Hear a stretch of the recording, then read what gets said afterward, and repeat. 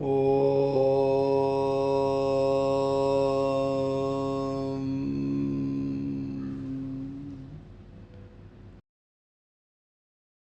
Shuklam Baradaram Vishnum Shashivarnam Chaturbhujam Prasannavadanam Dhyayed Sarvabhignopashantaye Guru Brahma Gurur Vishnu Gurur Devo Maheshwara Guru Sakshat Param Brahma Tasmai Shri Gurave Namaha Om Kanchi Vasaya Vidmahe Shantarupaya Dhimahi Tanno Chandrasekharendra Prachodayad.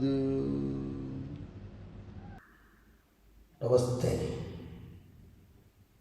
Welcome you all for the workshop on theory and practice of pranayama.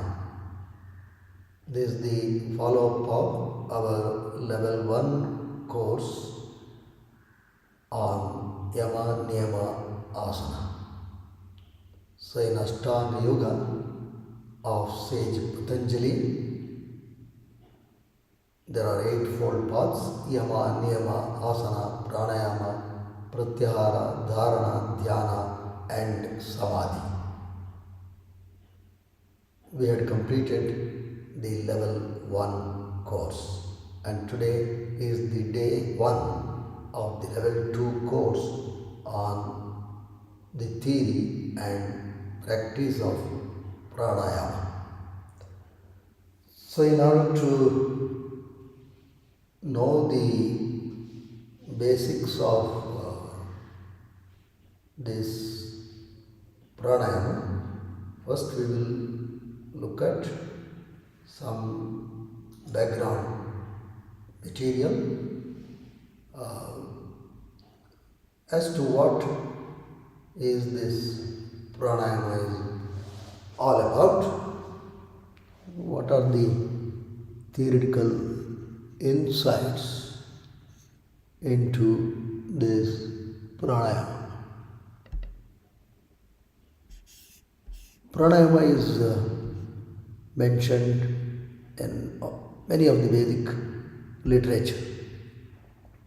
Chandogya Upanishad, Sarvani va imani bhutani pranamevabhi samvishanti pranamabhyujjihate. It means in prana all movable and immovable beings merge during dissolution and rise out of prana during creation. It means prana is the primordial phenomena that is existing. Kathopanishad says, Yadidam kim cha jagat sarvam prana yejati nismratam. This whole world, whatever there is, vibrates having originated from prana.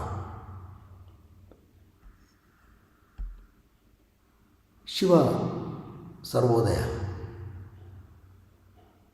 Shiva Swarodaya.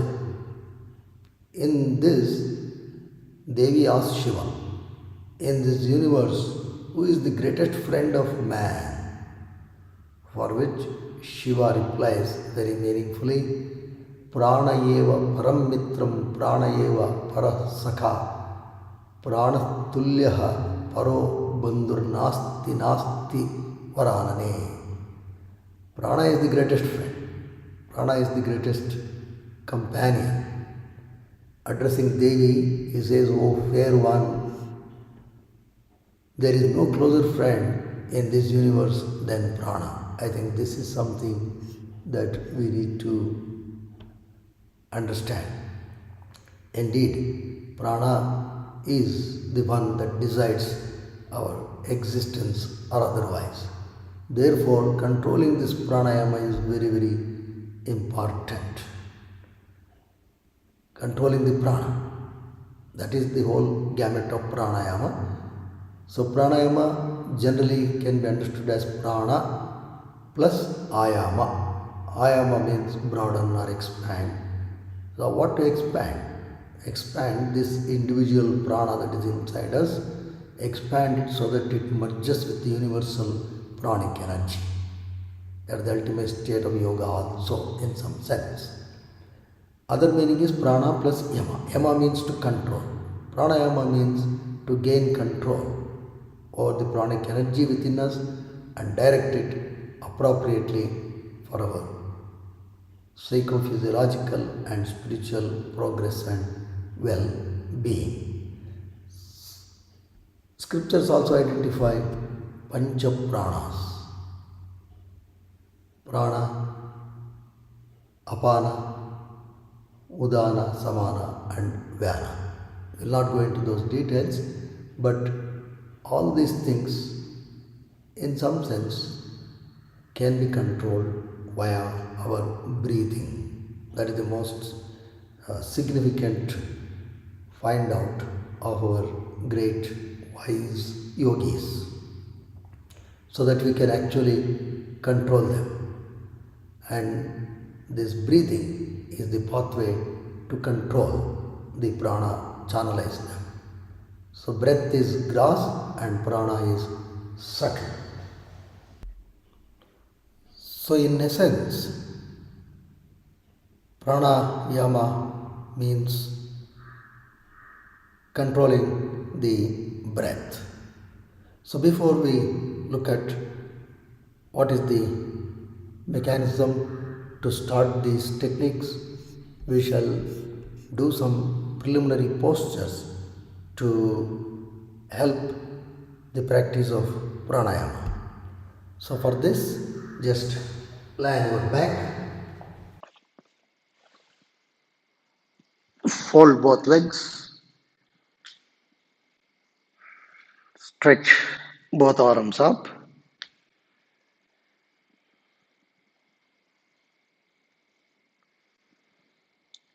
keep the heels closer to the hips, press the feet about 6 inches apart, tighten the back of both the thighs, watch your breathing, breathe abdominally,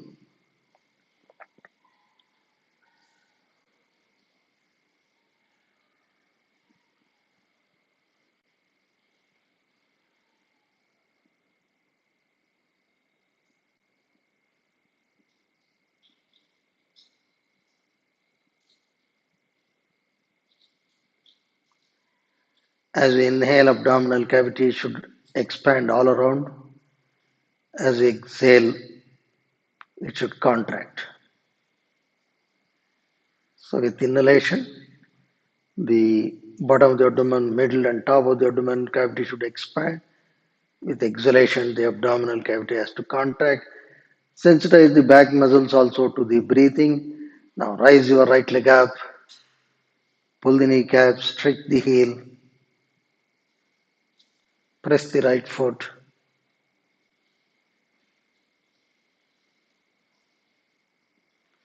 fold down, left leg up, pull the kneecaps, stretch the toes, flatten the sacrum onto the mat,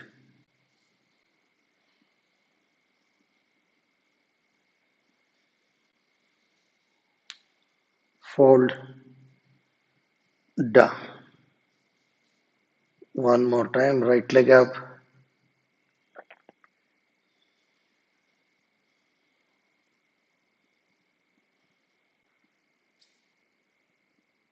leg straight, feel the muscles around the hips and the lower back, fold down, left leg up, pull the kneecap.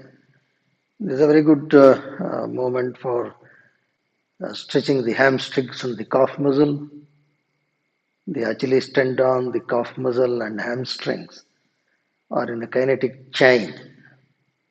So this stretch also benefits the back. Fold down, Next one, right leg up, fold, hold the knee, press the knee closer to the chest, stretch the toes, tighten the back of both the thighs,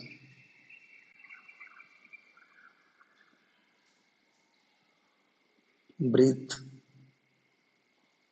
with awareness. Release. Right leg, change. Left leg up, fold, hold the knee, press the knee closer to the chest. So this helps to tone the gluteal minimus and medius muscles, also helps the lower back.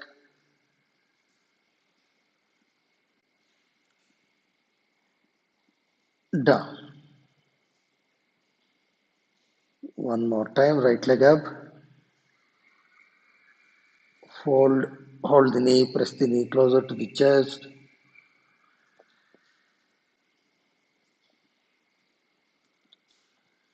Sensitize the back muscles to the breathing, very important. The lumbar fascia, the thick skin on your lower back, that also responds to breathing. You should watch. Release. Right leg, left leg up. Fold, hold the knee, press the knee closer to the chest.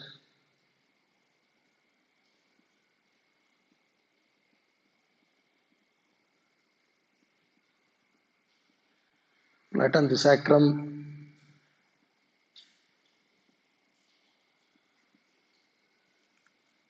Release. Left leg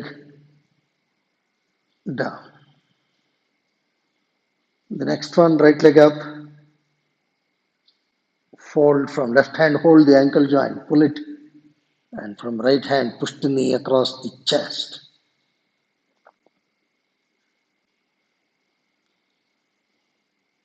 Tighten the back of both the thighs, strike the heel.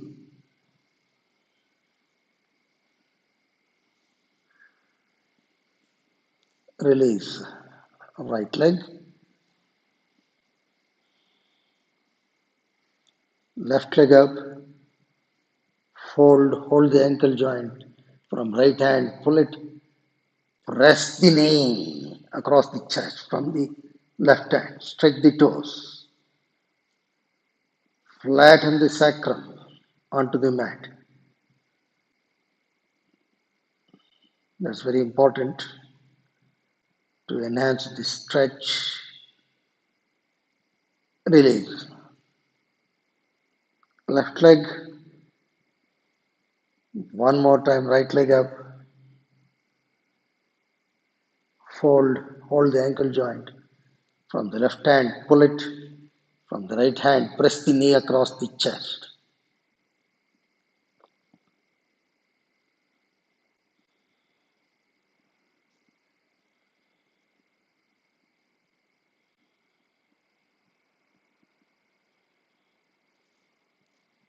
Release. Right leg, left leg up, fold, hold the ankle joint, pull it, press the knee across the chest. A very good stretch for the gluteal maximus muscle. So these postures help to tone the major muscles around the lumbar, pelvis, and hip complex.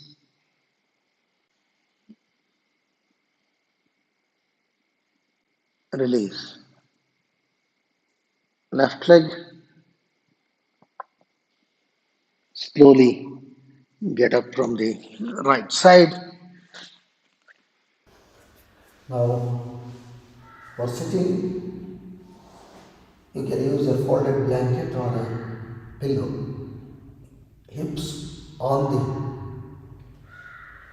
the pillow, legs down. So this helps to sit upright. That is very important. And in general, we are going to sit in the Gnana Mudra, tip of the thumb and index finger in contact, palm facing upward, chest and navel up. So sitting at a height helps you to keep the trunk upright. You can sit in Swastikasana, Vajrasana, Virasana, Padmasana, what as comfortable to you, but it should be comfortable. Very important. If you cannot sit on the floor, you can also sit on a chair. So now we will look at the basics of how to start this whole process of pranayama.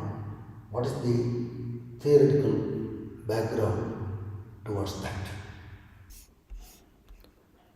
Now all these pancha pranas and pancha upapranas can be controlled using the breathing. And breathing is very, very important. Hatha Yoga Pradipika says, Chale vate chalam chittam nischale nischalam bhavet yogi sthanutmanapnoti tato vayum nirodayet. If the breath is disturbed, mind is disturbed. A yogi therefore controls the breath to control the mind. What is the starting point? In fact, starting point is very, very, very simple, highly efficient. What is that? Just watch your breath. Simply watching the breath. It can shoot the stress, it can annihilate anxiety, it can do away with depression, and the best way to welcome wellness is watch the breath. And this is a gateway to calm the mind. And the attraction is that it is simplest technique, it is safest technique, it is self-administrable technique. You don't have to depend on anybody, anything. And it is the do-all technique. Anyone can practice this. Therefore, do not neglect and follow this. You can see a lot of research being done on what is called as mindful breathing. Mindful breath awareness meditation may lead to refinements of attention networks, enabling more efficient use of attentional resources. This is one of the findings which implies that mind can become very calm using just watching the breath. There is another paper which you can see, another research paper which says about mindfulness breathing. We should know what is mindfulness is. It is a non-elaborative, non-judgmental awareness of the present moment. And the most happening thing in the present for everyone is the breathing, and just watching the breath intensely helps us to be in the present and thus calms the mind. And this helps in pain management. That's the main finding of this paper. Because today, pain of whatever kind it is, a lot of people are drug dependent, and mindful breathing technique is very helpful in significantly reducing these pains. So a lot of clinical studies have been done, and mindfulness meditation, that is watching the breath, significantly attenuates pain, and this is very important. Also look at the statement of Bhagavan Ravana. He says, when we watch where from the I thought, the root of all thought springs, we are necessarily watching the source of breath also, as the I thought and the breath arise from the same source. So watching the breath is the gateway, not only for physical, psychological well-being, but also for spiritual well-being. So where do we start?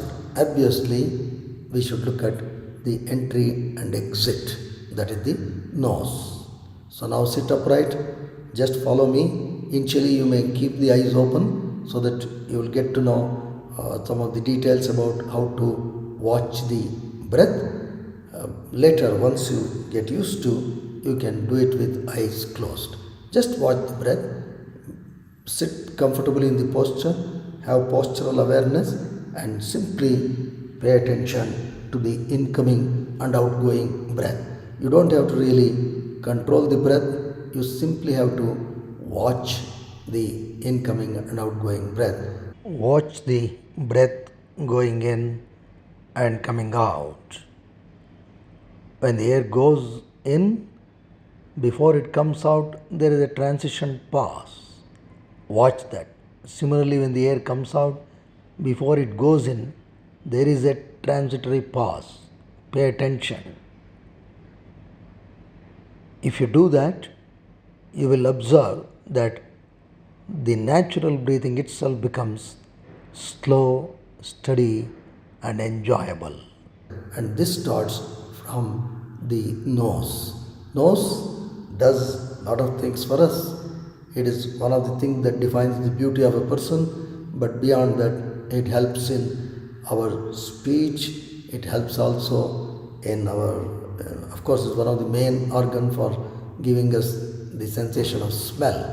Not just that, it does a lot more than that, because the vital nadis or the energy pathways are located in the nostrils, the Surya Nadi and Chandra Nadi in the right and left nostril respectively. They stimulate all our chakras, all our endocrine glands are stimulated if we watchfully breathe.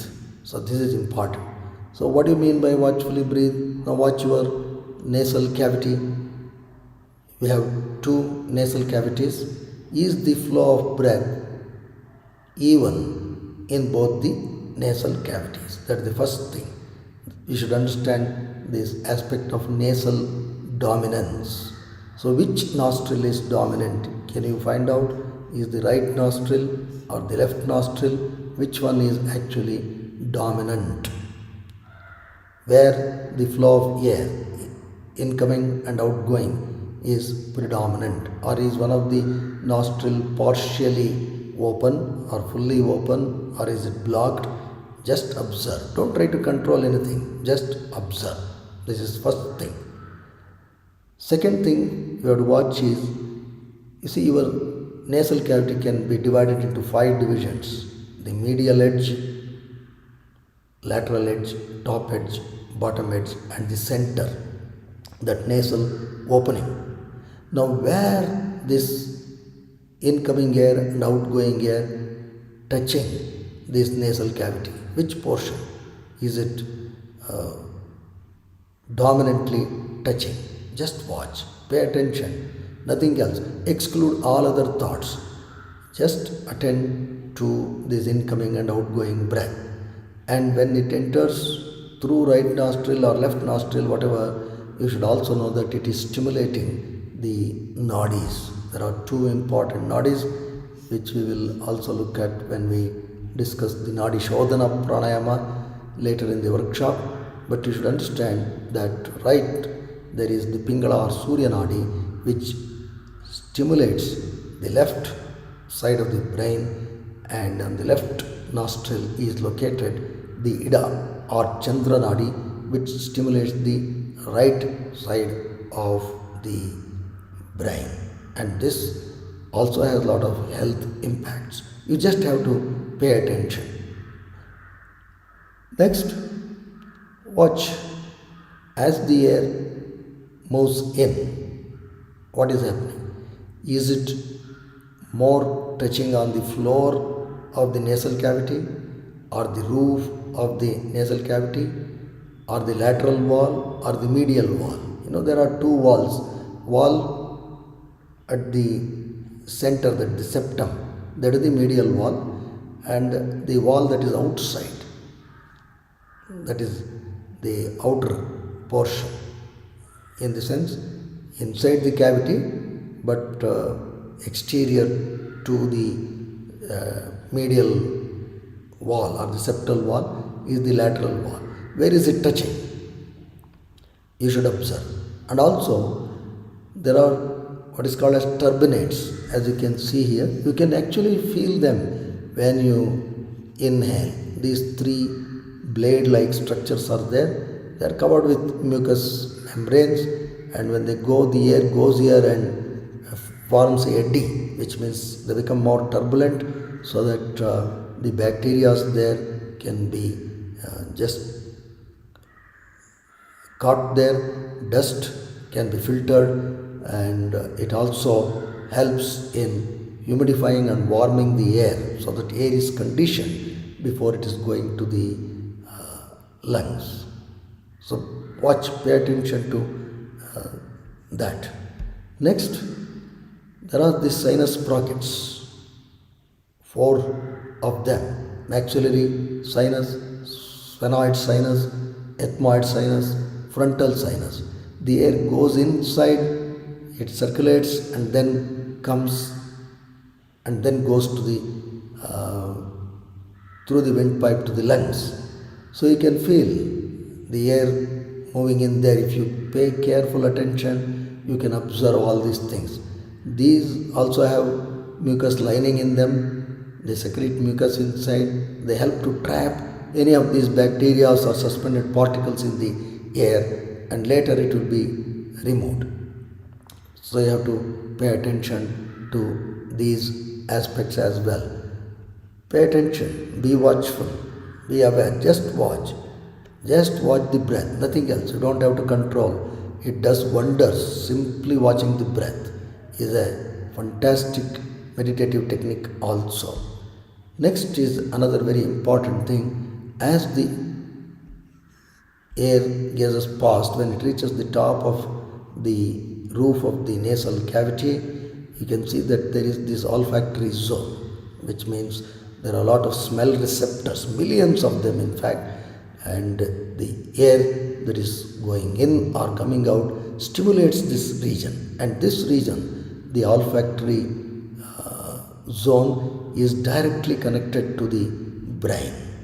So that is the olfactory cortex, and this is location is in such a place where it helps the relief from pain, be it be physical or emotional.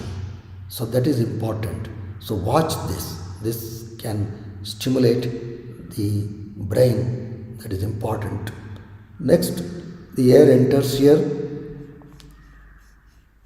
There is the portion behind, as you can see, and gets into the windpipe before it goes to the lungs. And then the lungs slowly expand. And now watch those phenomena also. We have 3 major cavities: thoracic cavity or the chest cavity, abdominal cavity, and below the pelvic cavity. All these 3 cavities are important in our breathing techniques. So just pay attention which cavity expands or contracts when you inhale or exhale. Pay attention. In general, when you inhale, the abdominal cavity expands. As you exhale, it contracts.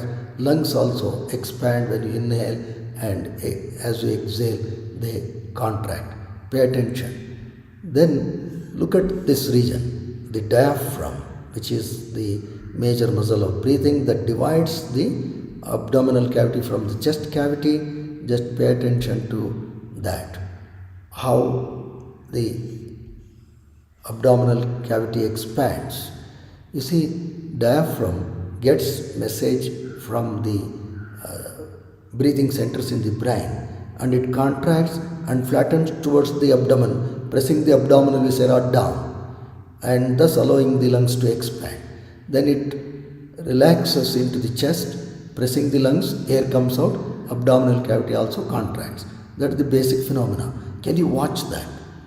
Just pay attention. This is an important thing. You must capture the movement of the diaphragm and feel. That is very, very important. And very closely you should observe what happens during this inhalation and exhalation.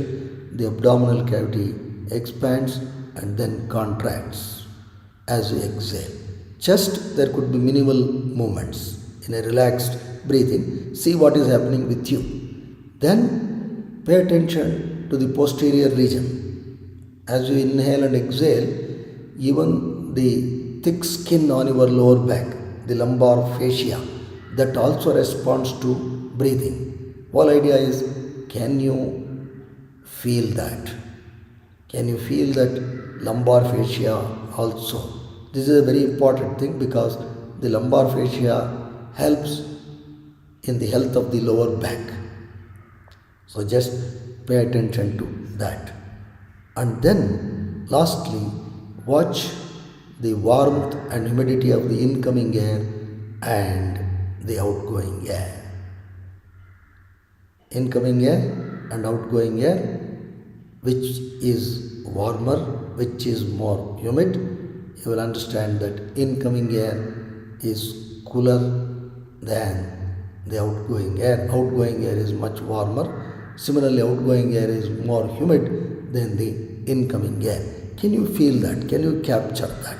That is the most important thing. And find out these differences. Inhaled air and exhaled air. Inhaled air contains more oxygen. Exhaled air obviously contains less oxygen. There is less carbon dioxide in the inhaled air. Hopefully we breathe good air.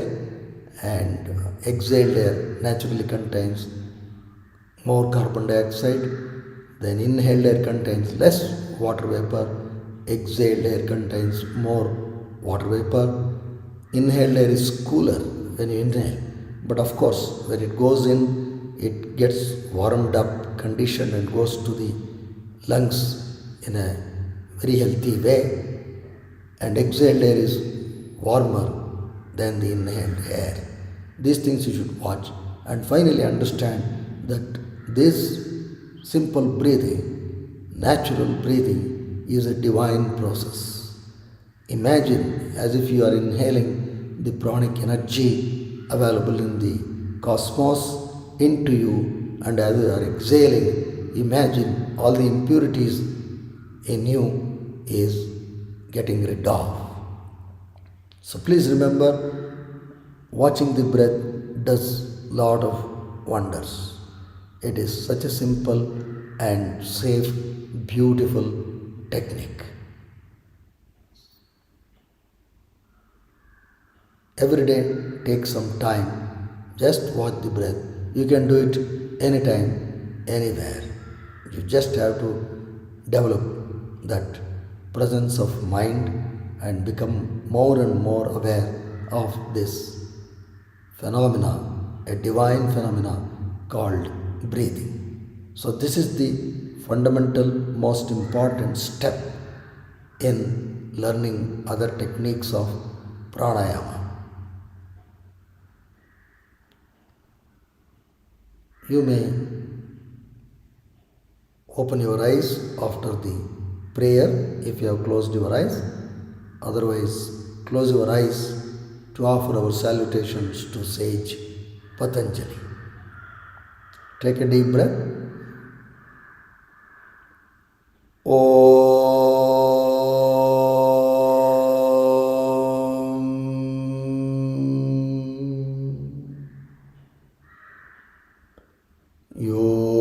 Yogena chittasya padena vacham malam sharirasya cha vaidyakena yopakarottam pravaram muninam patanjalim pranjaliranatosmi hari om. Shri Krishna Arpanamatu Shri Gurubhyo Namaha. Shubhavasthu.